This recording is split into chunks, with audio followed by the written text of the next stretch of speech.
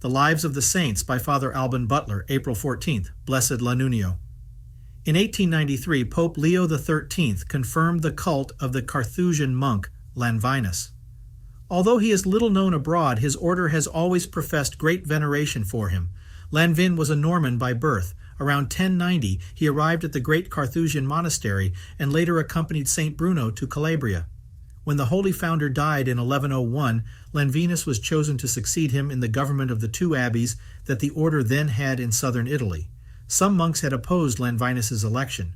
There is still a letter that Pope Paschal II wrote to the new superior to congratulate him that his monks had peacefully resolved their differences.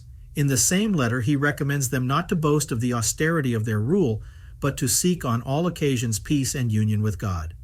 In 1102, Lanvinus went to a synod in Rome.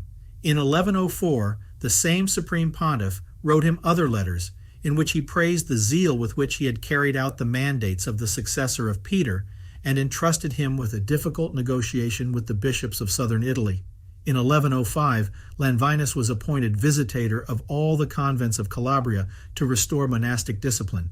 8 years later, the Blessed went to Rome and obtained from Pope Paschal a bull of protection for the Carthusian abbeys.